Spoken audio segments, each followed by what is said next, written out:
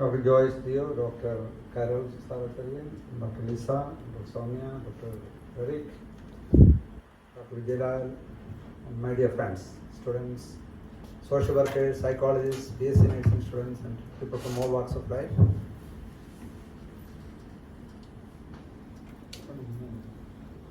Come and sit here.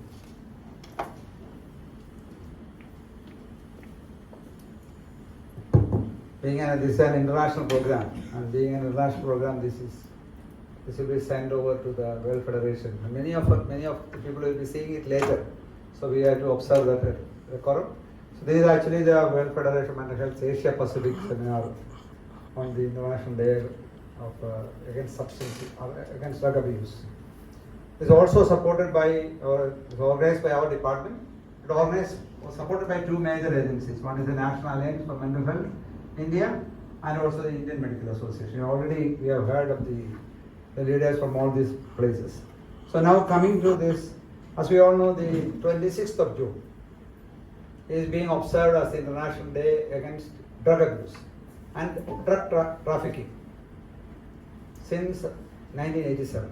So this is a United Nations sponsored event, and as we know, only 1/5 of people who use substances they ever get any treatment. So most of the time, 80% of the people, they are outside our purview, they don't seek treatment. So it's a major issue facing our society. And those who are abusing drugs, they face double discrimination. First is, they are discriminated because they are ill. So because they are ill and they are stigmatized. Second is, they are discriminated because they are to suffer the harmful effects of drugs.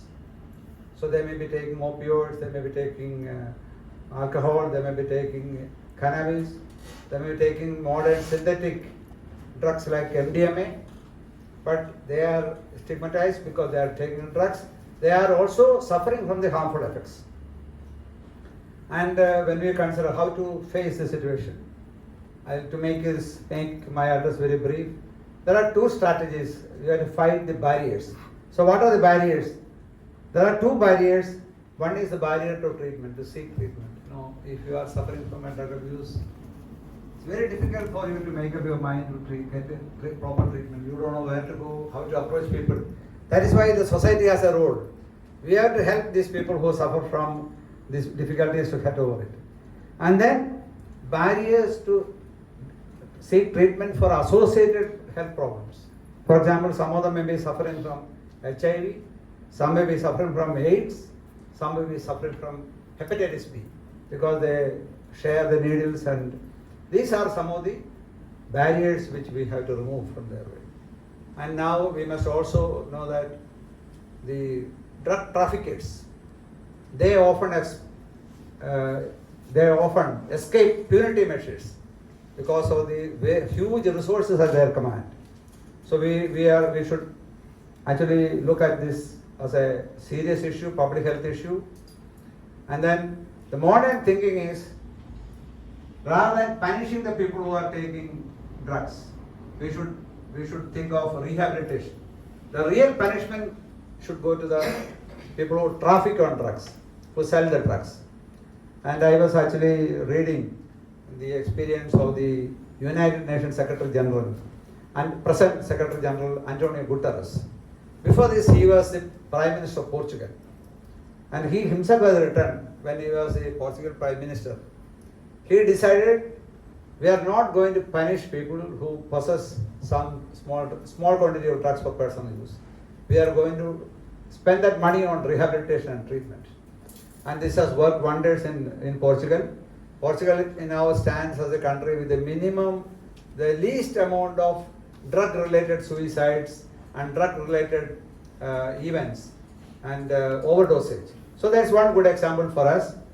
And as already mentioned, we should have 3 strategies to fight this.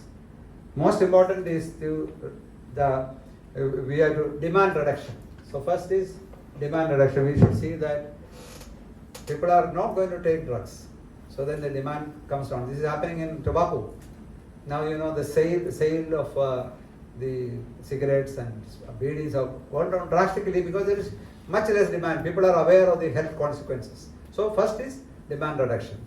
Second is supply reduction. Supply reduction is the job of the government. They should cut all supply lines. Drugs should not reach the source of in India or our state or our region. So it should be stopped with vigilance. We often see that huge amount of MDMA or huge modern synthetic drugs have been seized at the airports or in the naval shores. So this is very important. And finally, harm reduction. Harm reduction means people who suffer from the after effects of drugs or alcohol and substances. We should reduce the harm given to them. So we should give them the best possible treatment, and we should also give them the best possible rehabilitation that is possible. So I am sure all of us will work together in a collaborative manner to say no to drugs and to fight the big calamity which our society is facing. Thank you very much.